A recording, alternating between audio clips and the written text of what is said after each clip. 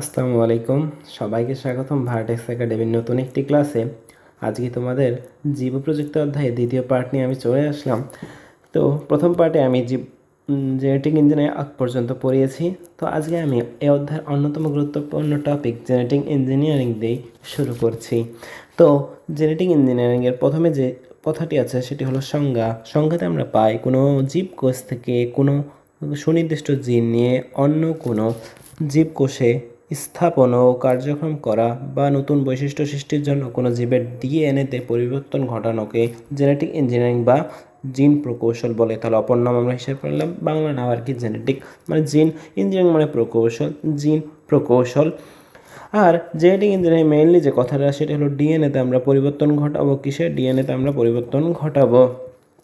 তো পরে আমরা জেনেটিক ইঞ্জিনিয়ারিংয়ের মাধ্যমে যে জীবটি পাবো সেটিকে আমরা বলবো জিএমও, জেনেটিক্যালি মডিফাইড অর্গানিজম, বা জিইও বা জেনেটিক্যালি ইঞ্জিনিয়ার্ড অর্গানিজম, বা ট্রান্সজেনিক অর্গানিজম। আশা করি তোমাদের বুঝতে পেরেছি। তো পরে আমরা যদি যাই সেক্ষেত্রে রিকম্বিনেন্ট ডিএনএ সংজ্ঞা পাই। রিকম্বিনেন্ট ডিএনএ বলতে আমরা বুঝি কোনো জীবকোষের থেকে কোনো কাঙ্ক্ষিত ডিএনএ অংশ রেস্ট্রিকশন এনজাইমের সাহায্যে কেটে নিয়ে অন্য জীবের কোষের ডিএনএর সাথে যুক্ত করার ফলে যে ডিএনএ উৎপন্ন হয় তাকে রিকম্বিনেন্ট ডিএনএ বলা হয়ে থাকে। অর্থাৎ যদি আমি বলি তাহলে জেনেটিক ইঞ্জিনিয়ারিংয়ের মাধ্যমে যে নতুন ডিএনএ উৎপন্ন হলো তাকে আমরা বলবো রিকম্বিনেন্ট ডিএনএ। রিকম্বিনেন্ট ডিএনএর সংক্ষিপ্ত বিবরণে আসলাম। সংক্ষিপ্ত বিবরণে আমরা যেটা পাই, রিকম্বিনেন্ট ডিএনএ প্রযুক্তি। তাহলে অবশ্যই যে প্রযুক্তির মাধ্যমে আমাদের ডিএনএতে কাঙ্ক্ষিত গাঠনিক পরিবর্তন আনা হয় তাকে বলা হয় রিকম্বিনেন্ট ডিএনএ প্রযুক্তি। তো আমি একটা জিনিস তোমাদের বলিনি, এখানে দাগা ছিল না তাই হয়তো মিস হয়ে গেছে। সেটি হলো যে আমরা জ্যাক উইলিয়ামসন তার পুস্তক ড্রাগনস আইল্যান্ডে সর্বপ্রথম জেনেটিক ইঞ্জিনিয়ারিং শব্দটি ব্যবহার করা হয়। তবে যেটা কথা আমি বলতে চাচ্ছি সেটা হলো এই অধ্যায়ের বিজ্ঞানীর নামগুলো খুবই গুরুত্বপূর্ণ। তো তোমরা চেষ্টা করবা এই অধ্যায়ের যতগুলো বৈজ্ঞানিক নাম আছে সেগুলো অবশ্যই পড়ে রাখা। যেমন হার্বার্ট লিনকে বলা হয় কিসের? টিস্যু কালচারের জনক। এগুলো কার্ল এরিকে যেমন আমাদের বায়োটেকনোলজি শব্দটি প্রথম ব্যবহার করেন। এগুলো একটু মনে রাখার চেষ্টা করবা। তো পরের অংশে গেলে আমরা পাই যে প্লাজমিডে ব্যবহার করা হয় ইকোলাই ও অ্যাগ্রোব্যাকটেরিয়াম টুমিফিসেন্স ব্যাকটেরিয়া মেনলি। আর এটা দরকার নেই, এটা সামনে পাবা। তো ভেরি ভেরি ইম্পর্ট্যান্ট 100, এটাকে বলে ইনফিনিটি স্টার। এইগুলো এই টপিক একটি প্লাজমিড, এখান থেকে গুরুত্বপূর্ণ আসে, এটা আসবেই সামনে। তো প্রথমে যেটা পাই ব্যাকটেরিয়াতে প্লাজমিড কোথায় দেখা যাবে? ব্যাকটেরিয়ার সাইটোপ্লাজমে মূল ক্রোমোজোম ছাড়াও যে বৃত্তাকার দ্বিসূত্রক ডিএনএ অণু পাওয়া যায় তাকে প্লাজমিড বলা হয়। তাহলে আমরা দুটি বৈশিষ্ট্য পাইলাম, তিনটি মেনলি। কোথায় থাকবে? ব্যাকটেরিয়াতে থাকবে। আর কি? বৃত্তাকার দ্বিসূত্রক। কি? বৃত্তাকার ডিএনএ, আবার দ্বিসূত্রক ডিএনএ হলো প্লাজমিড। ল্যাডারবার্গ সর্বপ্রথম ব্যাকটেরিয়ার কোষে ল্যাডারবার্গ সর্বপ্রথম ব্যাকটেরিয়ার কোষে প্লাজমিডের সন্ধান পান। কে পান? ল্যাডারবার্গ পারলাম। ওকে, অনেকগুলো বিজ্ঞানীর নাম পেয়েছে, সেগুলো একটু দেখে রাখবা। প্লাজমিডের ডিএনএ অণু স্বাধীনভাবে অনুলিপন করতে পারে।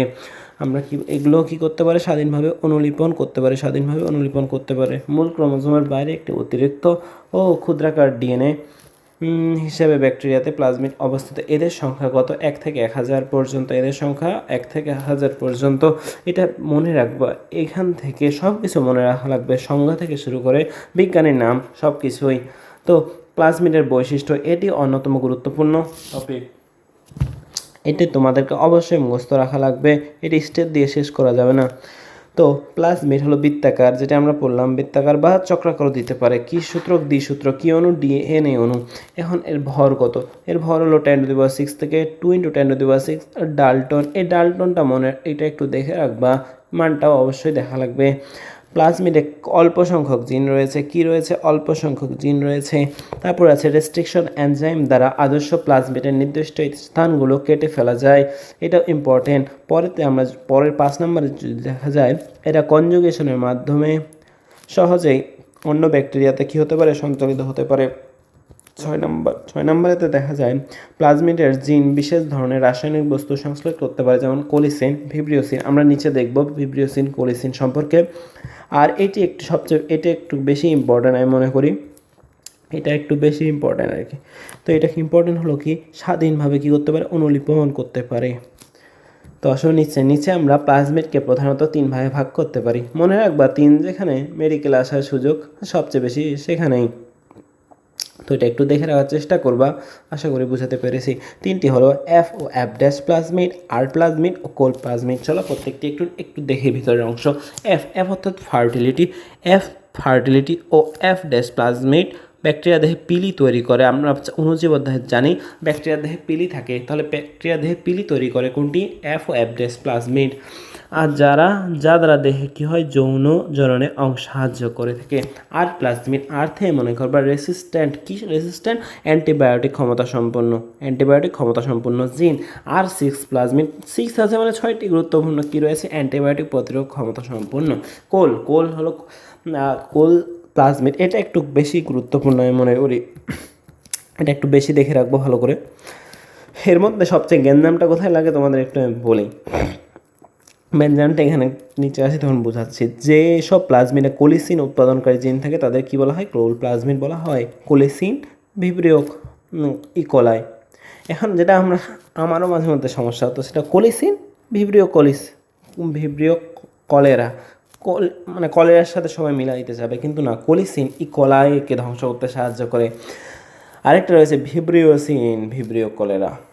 এটা একটু দেখে রাখবো, এটা অনেকেরই গ্যাঞ্জাম লাগে, আমারও লাগতো, আস্তে আস্তে আবার ঠিক হয়েছে। আমি প্রথমে তোমাদের বলে দিচ্ছি, এটা একটু ঠান্ডা মাথায় বুঝে পড়ার চেষ্টা করবা। তো নিচে আসি, প্লাজমিডের ব্যবহার সবচেয়ে বেশি ইম্পর্টেন্ট যেটা, এটা কী হিসাবে ব্যবহার করা হয়? বাহক হিসেবে ব্যবহার করা হয়। কী হিসাবে? বাহক হিসেবে। বাকিটা তোমরা একটু পড়ে নিবা। আর মূল কথা, প্রথমবার যখন এই অধ্যায়টা পড়বা তখন চেষ্টা করবা প্রত্যেকটা লাইন বুঝে পড়ার, এক্ষেত্রে সুবিধা হবে। আর এই যে প্রধান ধাপসমূহ, এটা একটু দেখে রাখবা, সিকিউতে চলে আসতে পারে তোমাদের সামনে। আমি এগুলো তোমাদের বেশি পড়াচ্ছি না, আমি মেইন টপিকগুলো তোমাদের পড়াই যাচ্ছি, কারণ আমি জানি তোমাদের বেশি সময় নেই আর বেশি সময় ধরে ক্লাস তোমরাও পছন্দ করো না। তো প্রথম আমরা ধাপ 1, সেটি হলো কাঙ্ক্ষিত ডিএনএ নির্বাচন ও পৃথকীকরণ। তো এক্ষেত্রে আমরা যেটা হয়, প্রথমে কি করা হয় জানো? কোষকে কী করা হয়? লাইসিস করা হয় এবং কোষের অভ্যন্তরে প্রোটিন, শর্করা, লিপিড প্রভৃতি অণু ডিএনএ অণুকে রাসায়নিক পদ্ধতিতে পৃথক করা হয়ে থাকে। ডিএনএর সাথে কিছু পরিমাণ আরএনএ প্রোটিন মিশ্রিত থাকে। পরবর্তীতে এটা হলো মেন এখানকার কথা, সিজিয়াম ক্লোরাইড ও সুক্রোজ গ্রেডিয়েন্ট সেন্ট্রিফিউজের মাধ্যমে উক্ত মিশ্রণকে নির্দিষ্ট ব্যান্ড আকারে পৃথক করা হয় এবং হয়। বর্তমানে এটা একটু ইম্পর্টেন্ট, যদি আমি বলি, বর্তমানে কি নির্ভর? সিলিকা নির্ভর কিট ব্যবহার করে সহজে করা যায়। আর যেটা কথা হলো, এটা হলো সিজিয়াম ক্লোরাইড ও সুক্রোজ গ্রেডিয়েন্ট সেন্ট্রিফিউজের মাধ্যমে কী করা হয়? উক্ত মিশ্রণকে নির্দিষ্ট ব্যান্ড আকারে পৃথক করা হয়। তো এই দুইটা জিনিসই মেইনলি এই পয়েন্ট থেকে আসার মতো এমসিকিউ আকারে। এবার আসলো রেস্ট্রিকশন এনজাইম।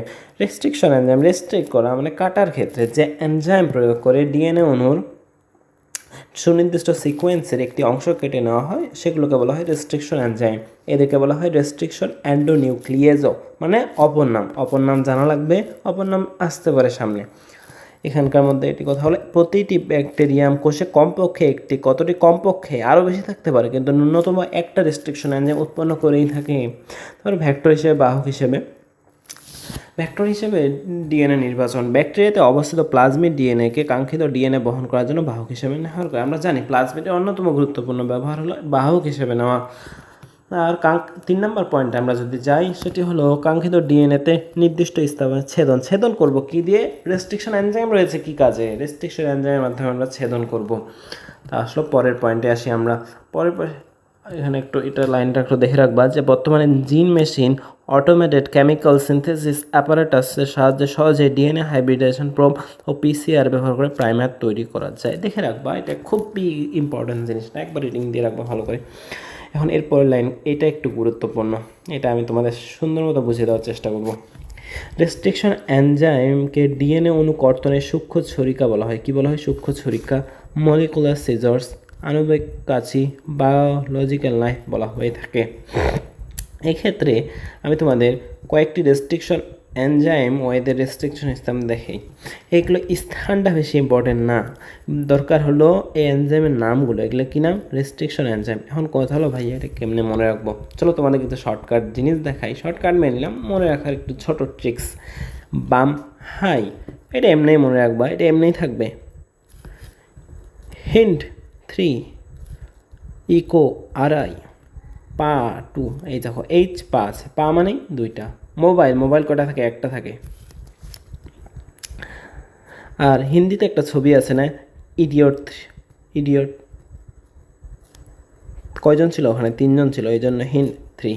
আর এই দুটো একটু মনে রাখার চেষ্টা করবা, আশা করি বুঝাতে পেরেছি। তো আসো পরের অংশে। পরের অংশে যদি দেখা যায় ছেদনকৃত কাঙ্ক্ষিত ডিএনএ খণ্ড স্থাপন। তো এখন এখানে কথা হলো যে ছেদনকৃত যে ডিএনএটা করব সেটিকে তো বাহক প্লাজমিডে স্থাপন করব আমরা। তো কিভাবে করব? আমরা জানি লাইগেজ এনজাইম রয়েছে একটি। লাইগেজ মানে কি করে? লাগায়। তাহলে স্থাপন করতে বা লাগাতে সাহায্য করবে কোনটি? DNA ligase enzyme. বুঝাতে পেরেছি? এখন কথা হলো ভাইয়া, কিছুক্ষণ আগে তোমাদের আমি রিকম্বিনেন্ট ডিএনএ পড়াইছিলাম, তো বলেছিলাম জেনেটিক ইঞ্জিনিয়ারিং পদ্ধতি মেইনলি যে ডিএনএটা তৈরি করা হয়। তো দেখো এক্ষেত্রে আমরা দুইটা ডিএনএকে যুক্ত করলাম, তাই কাঙ্ক্ষিত ডিএনএ খণ্ড প্লাজমিড ডিএনএতে সংযুক্ত ফলে রিকম্বিনেন্ট ডিএনএ হয়ে গেল আমাদের তৈরি। এখন বলা হয় পোষক নির্বাচন ও রিকম্বিনেন্ট প্লাজমিড ডিএনএ প্রবেশ করানো। এখন দেখো আমরা যে রিকম্বিনেন্ট প্লাজমিড ডিএনএটা পাইলাম, সেটা তো খুব সহজে আমরা আসলে কোথাও স্থাপন করতে পারবো না, সেটার জন্য একটু কষ্ট করা লাগবে। সেই ক্ষেত্রে আমরা যেটা করি সেটা হলো ক্যালসিয়াম সমৃদ্ধ করে হিট শকের মাধ্যমে বিশেষ পরিবেশ সৃষ্টি করে প্লাজমিড গ্রহণ করতে পারে। এটি কে করবে? ব্যাকটেরিয়া করবে। তো ব্যাকটেরিয়াতে আমরা কী দেবো? ক্যালসিয়াম সমৃদ্ধ হিট শক দিব। এর ফলে যে ব্যাকটেরিয়া তৈরি হবে তাকে বলা হবে ট্রান্সফর্ম ব্যাকটেরিয়া। একে ক্লোনিংও বলা হয়। ডিএনএ অনুপ্রবেশের জন্য একটি আধুনিক পদ্ধতি হলো ইলেকট্রোপোরেশন। কী পদ্ধতি? ইলেকট্রোপোরেশন পদ্ধতি। তো চলো এর পরের অংশে যাই। তো দেখো আমরা রিকম্বিনেন্ট ডিএনএটা যে জিনটা যে বহন করছে কিনা তা তো আমাদের জানা লাগবে। তার জন্য আমাদের 3টা পদ্ধতি রয়েছে। তোমাদের আমি আগের ক্লাসে বলেছি 3 শব্দটা যেখানে পাবা সেখানে 3 লিখে রাখবা। কেন 3 যেখানে আছে মেডিকেল ভর্তি পরীক্ষায় সেটা আসবেই। এইবার আসেনি মানে যে আসবে না এটা না, এটা অলরেডি আসছে এই প্রশ্নটা। তো আরও এটা সামনেও আসতে পারে, তো একটু ভালো করে দেখে রাখবা। তো প্রথম পদ্ধতি হলো পিসিআরএস, পলিমারেজ চেইন রিঅ্যাকশন পদ্ধতিতে। আরেকটা রয়েছে রেস্ট্রিকশন ডাইজেশনের মাধ্যমে। আরেকটা রয়েছে জেনেটিক প্রোবের মাধ্যমে আমরা যে রিকম্বিনেন্ট ডিএনএটা পাইলাম সেটি জিনটা বহন করছে কিনা সেটি জানতে পারলাম। তো পরে আসি, এগুলা দেখে রাখবা, এটা অত বেশি ইম্পর্টেন্ট না। সেটা হলো অ্যাগ্রোব্যাকটেরিয়াম স্থাপন করবো ডিএনএকে, সেই তো এর মধ্যে ইম্পর্টেন্ট এই লাইনটা বেশ ইম্পর্টেন্ট। ইমপ্লান্টা পদ্ধতিতে আমরা সরাসরি ট্রান্সজেনিক উদ্ভিদ তৈরি করতে পারি। সরাসরি ট্রান্সজেনিক উদ্ভিদ তৈরি করা যায় কোন পদ্ধতিতে? ইমপ্লান্টা পদ্ধতিতে।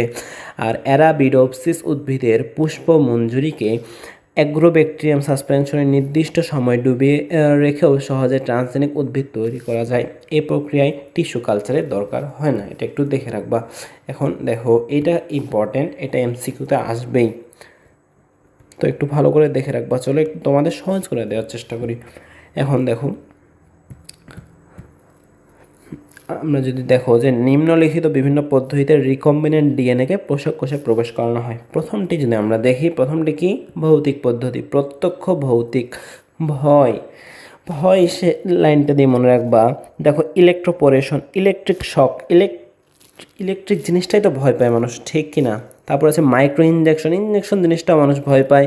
আর আছে বায়োলিস্টিক বা গান শব্দটি ভয় পায়। তো মনে রাখবা ভৌতিকটাকে ভয় দিয়ে মনে রাখার চেষ্টা করবো একটু, আশা করি বুঝাতে পেরেছি। তারপর একটু ভিতরটা পড়ে রাখবা, এটা আমি বেশি ভিতরে যাচ্ছি না। তোমাদের মেইনলি এই 3টা অপশন মনে রাখবা, যে বলবে তোমাদের যে ভাইয়া প্রত্যক্ষ ভৌতিক প্রক্রিয়া নয় কোনটি? 3টা দিয়ে থাকবে, আরেকটা দিয়ে দেবে ক্যালসিয়াম ক্লোরাইড বা লিপোসোম। পরে আছে প্রত্যক্ষ রাসায়নিক কেমিক্যাল, সিতে ক্যালসিয়াম ক্লোরাইড আর শেষে এলতে কি? লাইপোসোম। তাহলে আমরা পাইলাম প্রত্যক্ষ রাসায়নিকের ইংরেজি কেমিক্যাল থেকে সি থেকে আসে ক্যালসিয়াম ক্লোরাইড, আর এল থেকে আসে লাইপোসোম। আশা করি বোঝাতে পেরেছি। আর ভেক্টর ব্যবহারের পরোক্ষ প্রক্রিয়া, দেখো অ্যাগ্রোব্যাকটেরিয়াম টুমিফিসেন্স নামক ব্যাকটেরিয়াতে ভেক্টর হিসেবে ব্যবহার করে এটি করা হয়। এই ব্যাকটেরিয়া প্লাজমিডে কাঙ্ক্ষিত জনিত সহজে করা হয়। এটি মেনলি উদ্ভিদে ব্যবহার করা অ্যাগ্রোব্যাকটেরিয়াম টুমিফিসেন্স। আর টিএমভি এটা তামাক গাছের মেনলি। তো আসো নিচে আমরা এটা একবার রিডিং দিয়ে রাখবো। তো চলো নিচে হলো জিন ক্লোনিং প্রক্রিয়া। আমরা বলতো ক্লোনিং প্রযুক্তি বলা হয় কোনটিকে বলা দেখি? টিস্যু কালচারকে, এটা একটু দেখে রাখবা। তো ক্লোন অর্থ কি? হুবহু প্রতিরূপ তৈরি। একই জিনোম টাইপ বিশিষ্ট একাধিক জীব অংশকে ক্লোন বলা হয়ে থাকে। বর্তমানে চা বাগানে কী বলা হয়? ক্লোনাল পদ্ধতি চালু করা রয়েছে। এখন যদি সংজ্ঞা কতে কী লিখবো ভাইয়া? জিন ক্লোনিং প্রযুক্তি কাকে বলা হয়? কতে যদি আসে তাহলে লিখবা কোনো কাঙ্ক্ষিত জিনকে হুবহু কপি করা বা সংখ্যা বৃদ্ধি করাই হলো জিন ক্লোনিং। তো এক্ষেত্রে আমরা ফের আরেকটা ইম্পর্টেন্ট এমসিকিউর জন্য পাই, সেটা কি জানো? সেটি হলো যে জিন ক্লোনিংয়ের জিনের উৎস কী? এটা এমসিকিউর জন্য ইম্পর্টেন্ট, যেহেতু আবার এখানে আমরা কয়টা পাই? 3টা উৎস ভাইয়ারা, 3টা। মনে রাখবা 3টা কথাটা অনেক জায়গায় আছে, সেটা মেডিকেলের জন্য খুবই খুবই গুরুত্বপূর্ণ। তো এক্ষেত্রে আমরা 3টা এখন একটু দেখি, ভাঙে ভাঙে পড়াই। সেটা হলো বিনা ক্রাইটেরিয়ায় র্যান্ডম তৈরি করা ক্রোমোজোমের খণ্ড যা ভেক্টর অন্তর্ভুক্ত করা, সুনির্দিষ্ট এমআরএ থেকে রিভার্স ট্রান্সক্রিপশন প্রক্রিয়ায় কমপ্লিমেন্টারি ডিএনএ। এমআরএ মানেই তো বুঝতে পারতো সেখানে কী ঘটবে? রিভার্স ট্রান্সক্রিপশন ঘটবে, যেহেতু ডিএনএ তৈরি করব। গবেষণাগারে অর্গানিক কেমিস্ট্রি কর্তৃক এত। তো পিসিআর আগে পড়েছিলাম, পলিমারেজ চেইন রিয়াকশন, যার মাধ্যমে আমরা কি জানলাম? যে আমাদের কাঙ্ক্ষিত ডিএনএ যে জিন, সেটা জীবটা বহন করছে কিনা তা জানতে পারবো। সেটি মেনলি কেয়া করলো ক্যারিমোলিস, কোষ বহির্ভূতভাবে ডিএনএ ক্লোনিংয়ের দ্রুততম এক পদ্ধতি, যেটা ডেন্টাল ভর্তি পরীক্ষায় 22-23 সেশনে এসেছে। একে বলা হয় পলিমারেজ চেইন রিয়াকশন বা পিসিআর। তো আসো পরে এটা একটু দেখে রাখবা যে প্রথম দ্বিসূত্র ডিএনএকে 90°C তাপমাত্রায় একক সূত্র ব্যবহার করা হয়। এখন ক্লোনিংয়ের প্রকারভেদ। ক্লোনিং 2 ধরনের রয়েছে, ডিএনএ ক্লোনিং আর এটা হচ্ছে রিপ্রোডাক্টিভ ক্লোনিং। ডিএনএ ক্লোনিংকে আমরা জিন ক্লোনিংকে বলবো, এটুকু পড়লেই মেলা, ভিতরটা একবার রিডিং করতে পারো, আহামরি কিছু তথ্য নাই। তো আছে রিপ্রোডাক্টিভ ক্লোনিংয়ের ক্ষেত্রে সবচেয়ে যে ইম্পর্টেন্ট মনে একবার ডলি কিসের উদাহরণ? রিপ্রোডাক্টিভ ক্লোনিংয়ের উদাহরণ। ডলি কি? এটা ভেড়া। এভাবে মানব ক্লোন তৈরি করা সম্ভব হচ্ছে, কিন্তু বর্তমানে এটা আসলে নিষিদ্ধ, কারণ আসলে মানব ক্লোন তৈরি করা কখনোই ভালো হতে পারে না। এখন ইম্পর্টেন্ট আর ডিএনএ, রিকম্বিনেন্ট ডিএনএ টেকনোলজি ও পিসিআর এর মধ্যে পার্থক্য। এটা ভাইয়া খুবই গুরুত্বপূর্ণ, খুবই সুন্দর সুন্দর এমসিকিউ বানার জন্য অপশন তৈরি করে দেয় এটা আমাদের ক্লোনিং। এক্ষেত্রে এই যে 2, 3, 4 এগুলো বেশি ইম্পর্ট্যান্ট। দেখো আর ডিএনএ বা রিকম্বিনেন্ট ডিএনএ এটা কিসের ভিতরে হবে? কোষের অভ্যন্তরে সংঘটিত হয়। কেন? প্লাজমিড তো অবশ্যই কোষের অংশ, রাইট? তাই এটার নাম হলো ইনভিভো। আর পিসিআর এটা হলো ইনভিট্রো, কারণ আমরা দেখো আমি আরেকবার দেখাই, সেটি হলো যে কোষ বহির্ভূতভাবে ডিএনএ ক্লোনিংয়ের দ্রুততম এক পদ্ধতি। বহির্ভূত মানে হলো ইনভিট্রো। আমি ভাবতে পারো ভাই ভিট্রো মানেই কাজ, এটা মনে রাখবা। ভেক্টরের ভূমিকা, এক্ষেত্রে ভেক্টর আবশ্যক। ভেক্টর মানে বাহক, আমরা হিসেবে ব্যবহার করতাম কি? প্লাজমিড। আর পিসিআরে আমাদের ভেক্টর ব্যবহার করতে হয় না, উৎসেচক বা এনজাইম। আর ডিএনএ টেকনোলজির ক্ষেত্রে আমরা রেস্ট্রিকশন এনজাইম ব্যবহার করছিলাম, আর ডিএনএ লাইগেজ লাগাই দিয়েছিল, রেস্ট্রিকশন এনজাইম কাটে ফেলছিল। আর পিসিআরের ক্ষেত্রে দরকার হলো তাপ সহিষ্ণু ডিএনএ পলিমারেজ। এটি ইম্পর্টেন্ট হলো তাপ সহিষ্ণু ডিএনএ পলিমারেজ, একটু দেখে রাখবা। তারপর আসলো জীব প্রযুক্তির ব্যবহার। এটা উদাহরণ ডাইরেক্ট হুবহু মুখস্থ থেকে, অত বেশি কিছু বোঝার নাই। যেমন তামাক গাছ, বর্তমানে কী হচ্ছে? হেপাটাইটিস বি ভ্যাকসিন উৎপাদন করছি আমরা তামাক গাছে। তারপর পরের হিসেবে দেখি হলো লবণাক্ততা সহিষ্ণু পিনাট উদ্ভাবন করা যাচ্ছে। পিনাট কি? বর্তমানে লবণাক্ত সহিষ্ণু। প্রশ্নটি এভাবে দেওয়া হয় যে লবণাক্ত সহিষ্ণু উদ্ভিদ কোনটি? পিনাট। তারপরে রয়েছে বিটি কটন মেইনলি কি? ক্ষতিকর পোকামাকড় প্রতিরোধক। তারপরে গ্লাইফসফেট প্রতিরোধী সোয়াবিন উৎপন্ন করা সম্ভব হচ্ছে। একটু দেখে রাখবা, জাস্ট মুখস্থ করবা, এখানে আসলে অত বোঝার কিছু নাই। ট্রান্সজেনিক উদ্ভিদ বর্তমানে 60টির মতো করা হয়েছে। এখন একটা গ্লাইফসফেট, এখন একটু জিনিস হলো গ্লাইফসফেট একটি আগাছা নিধনকারী পদার্থ, যা পৃথিবীর সবচেয়ে মারাত্মক 78টি আগাছার মধ্যে 76টিকে কী করতে পারে? ধ্বংস করতে পারে। তো রয়েছে, এবার আসো আরও আমরা কিছু ব্যবহার দেখি জীব প্রযুক্তির বা টেকনোলজির। গুণগত মান উন্নয়ন। অস্ট্রেলিয়াতে ভেড়া উৎপাদন একটি উত্তম ব্যবসা, কিন্তু ভেড়া থেকে আমরা পাই পশম ও মাংস। এরা ক্লোভার জাতীয় ঘাস খায়। অ্যান্ড কথা হলো এদের ক্লোভার ঘাসে আবার সালফারের অভাব দেখা যায়। আবার সালফারের অভাব দেখলে এদের লোমগুলো নিম্নমানের হয়। তখন কথা হলো যে আমাদের ক্লোভার ঘাসও খাওয়াতে হবে, কিন্তু সেখানে আবার সালফারও লাগবে। তো এক্ষেত্রে আমরা যেটা করতে পারি যে আমরা জানি সূর্যমুখীতে সালফার অ্যামিনো অ্যাসিড সৃষ্টিকারী জিন রয়েছে, সেটাকে আমরা অ্যাগ্রোব্যাকটেরিয়াম টুমিফিসেন্স ব্যাকটেরিয়া প্লাজমিনে করে ক্লোভার ঘাসে স্থাপন করলাম।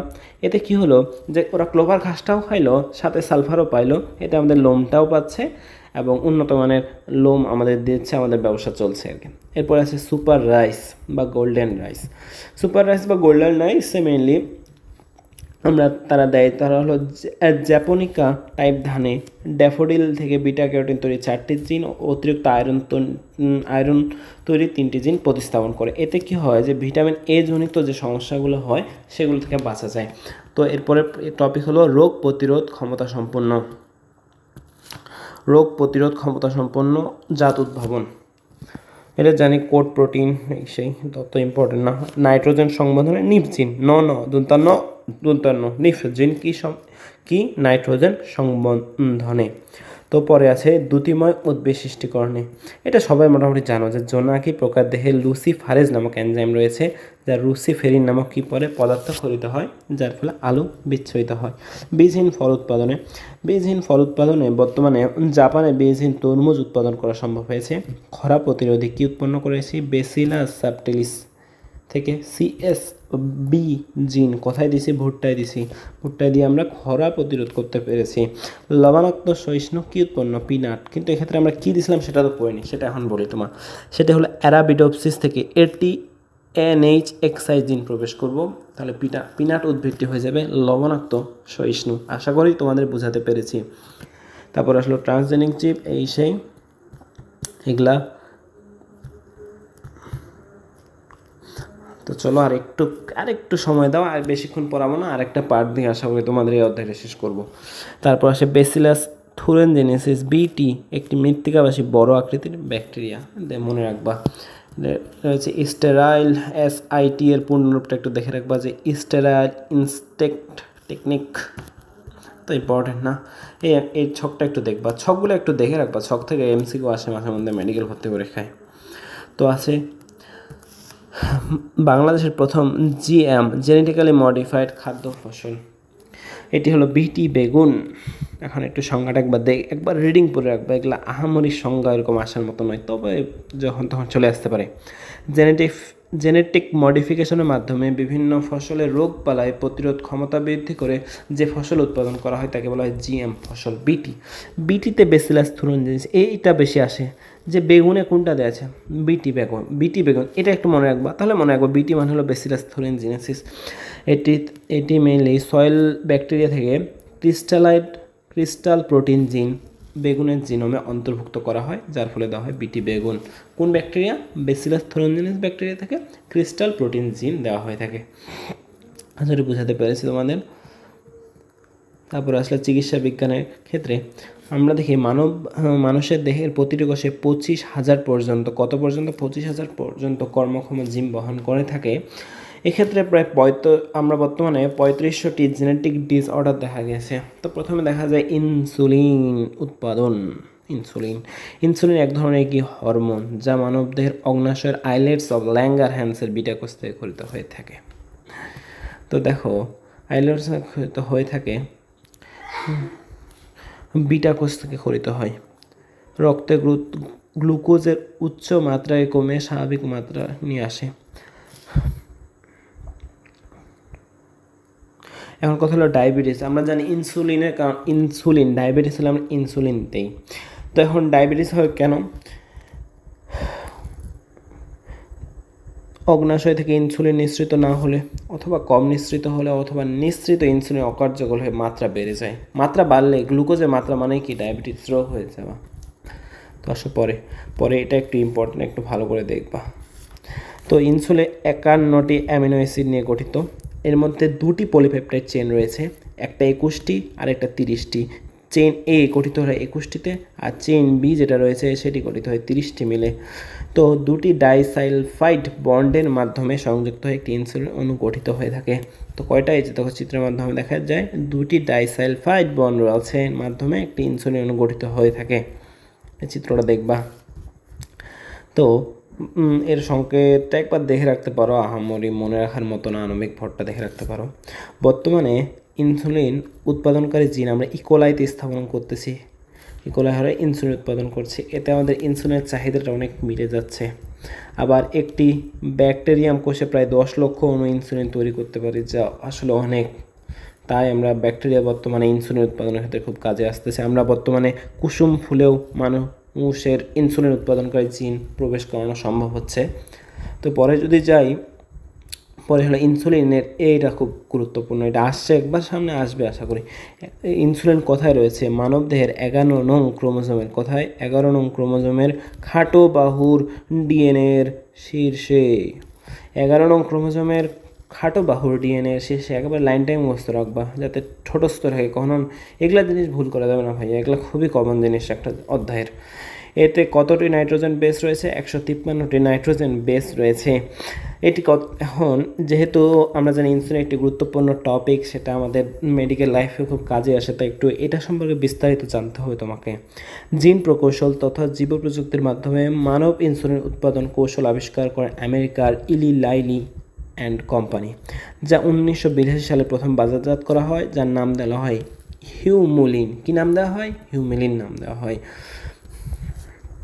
এটি এখন এই যে এটা সিকিউর জন্য ইম্পর্টেন্ট, একজন বলছিল ভাই সিকিউ সাজেশন দেন, তো আমি আস্তে আস্তে প্রত্যেকটা টপিকে কী কী সিকিউ আসতে পারে আমি তা তোমাদেরকে জানাই দিচ্ছি। তারপরেও যদি মনে হয় যে একটা ডেডিকেটেড ক্লাস চাই তোমাদের সিকিউর উপর, তাহলে অবশ্যই জানাবা। তো আমরা জানলাম যে 11 নং ক্রোমোজোমের খাটো বাহুর শীর্ষে যেটা রয়েছে সেটা হলো ইনসুলিনের জিন। এটি 153টি নাইট্রোজেন বেস নিয়ে গঠিত। তো এটা একটু সিকিউর জন্য তোমরা দেখে রাখবা, তাহলে তোমাদের একটু সুবিধা হবে। তো এই চিত্রটা একটু দেখে রাখবা, এটা সিকিউতে আসবে আশা করি। সিকিউতে এই চিত্রটা দিতে পারলে যে এইভাবে করে মোটামুটি পেন্সিল দিয়ে মোটামুটি একটা ধারণা আর্ট করে দিতে পারলে 4/4 দিয়ে দেবে আশা করি। রেখা হয়েছে। এরপর আছে রিকম্বিনেন্ট প্লাজমিড একটি ইকোলাই ব্যাকটেরিয়ামে প্রবেশ করানো, এটি একটি ট্রান্সফরমেশন প্রক্রিয়া। এটি হিট শক মেথড বা ইলেকট্রিক পালস মেথডে করা হয়ে থাকে, যা তোমাদের আগে পড়ে আসে। তো এক্ষেত্রে যেটা সবচেয়ে ইম্পর্ট্যান্ট সেটা হলো এই যে ছকটা 5 স্টার টপিক বা ইনফিনিটি স্টার দিলেও কম হবে আমার মনে হয়। ইনসুলিন ডায়াবেটিস চিকিৎসা, এটা আমরা সবাই জানি। ইন্টারফেরন ক্যান্সার ও ভাইরাস জনিত, সামনে তোমাদের আরও বিস্তারিত পড়াবো। সেরাম অ্যালবুমিন, সেরাম মানে কি? রক্ত। রক্ত কি? রক্ত হলে আমরা কী করবো? এই শল্য চিকিৎসা করে থাকি। কী চিকিৎসা? শল্য চিকিৎসা। আশা করি তোমাদের বোঝাতে পেরেছি। তো রয়েছে র্যাবিস ভাইরাস, জলাতঙ্ক পারবাই। হিউম্যান ফ্যাক্টর 4, হিউম্যান থেকে হতে আসলে হিমোফিলিয়ার চিকিৎসায়, বুঝতে পারছি। টিস্যু প্লাজমিনোজেন অ্যাক্টিভেটর, এটি ব্যবহার করা হয় হৃদরোগের চিকিৎসায়। সোমাটোস্ট্যানিন ব্যবহার করা হয় বামনত্ব চিকিৎসায়। লিম্ফোকাইন্স, লিম্ফোটিক কী বলা হয়? অ্যান্টিবডির ক্ষেত্রে দেখা যায় লিম্ফোসাইট রয়েছে, সেটি সক্রিয় ইমিউন কার্যকারিতায়। আর রয়েছে হিউম্যান ইউরোকাইনেস, এটি ব্যবহার করা হবে রক্ত সংবহন জটিলতা ও সক্রিয়। তো আজকের ক্লাসটা এখানেই, আর বেশি বাড়াতে চাচ্ছি না। তো আশা করি তোমরা সবাই ক্লাসটা দেখবা, এবং সামনের একটা ক্লাসের মধ্যে আমি চেষ্টা করব এই অধ্যায়টি শেষ করার জন্য। তো সবাই ভালো থাকো, আসসালামু আলাইকুম।